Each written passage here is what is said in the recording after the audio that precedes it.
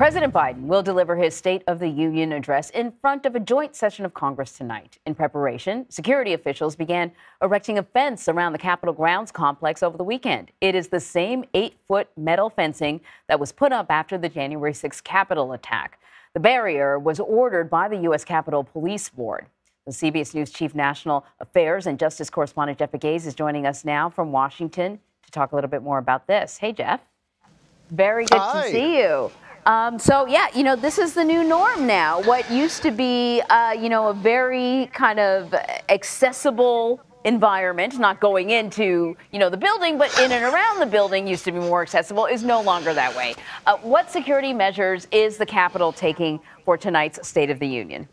Yeah, Anne-Marie, I can't remember when it was that way. Maybe you and I have just been around for too long because, it's been, it's been years since it feels like the Capitol has been open to the public. Anybody can sort of walk in. That's really not the case anymore. Obviously, post-January 6th, everything changed after January 6th, 2021? Gosh, losing track of time here.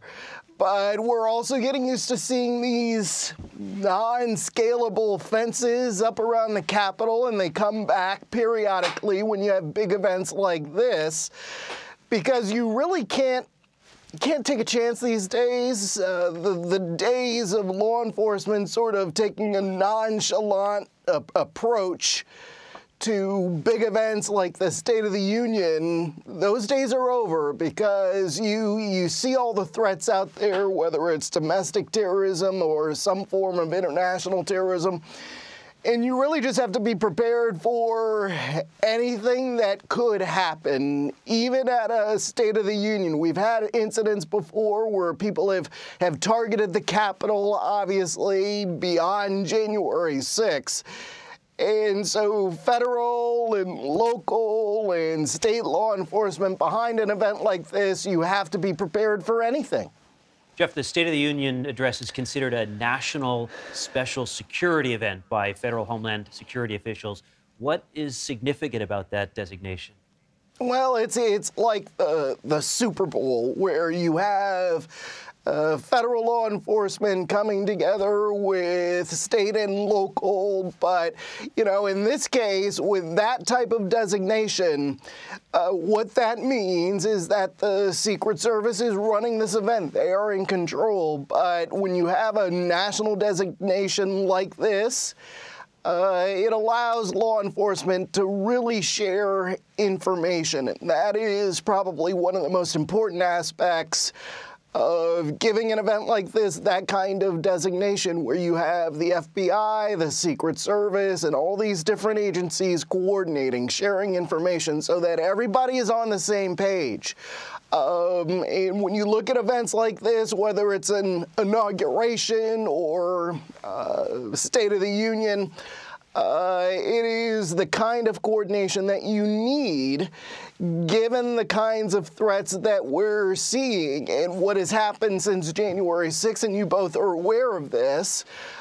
You have the threats against law enforcement, or not law enforcement, but politicians really skyrocketing. And so tonight you're going to have all these politicians, including, of course, the president, in this one place. So you have to make sure that it is secure. Out of curiosity, after the January 6th attack, there was all this finger pointing about who's responsible for security in the Capitol building. There was suggestion that the Speaker of the House at the time, Nancy Pelosi, somehow had some sort of responsibility, which she doesn't. Now that the Republicans are in control of the House, has there been any changes to the security protocols? Well, just in recent days, there is this debate about magnetometers. The magnetometers that were outside the House chamber are gone. So you're going to have people walking in without the magnetometer there tonight. But, there have been other states of the union where you've had the same type of security protocol, but in this environment, you have some Democrats who are criticizing the Republicans. The Democrats say they're concerned about security. But even though you take away that magnetometer, you're going to see heavy security at the Capitol outside of the building. And that is perhaps the most important aspect of the security apparatus that is in place, is that the perimeter of the Capitol building is secure. Inside, you're going to have a heavy law enforcement presence as well, but you're going to have mostly members of Congress there. And so even though there is this debate about security on the inside, it really shouldn't be much of a concern.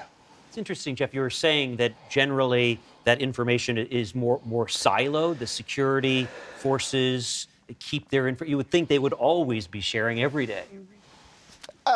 Well, you would think, but post 9/11, frankly, Seth, there has been this debate about sharing information and whether, there are even some questions on January 6th about whether there was enough intelligence sharing. So even though post 9/11, the CIA, the FBI, and other agencies have done a better job of sharing information, there remains, it seems, a couple of decades later after 9/11, this concern that law enforcement still is siloed in some areas. Though, Seth, things have come a long way since 9/11. Wow, always very interesting stuff. Thanks so much, Jeff.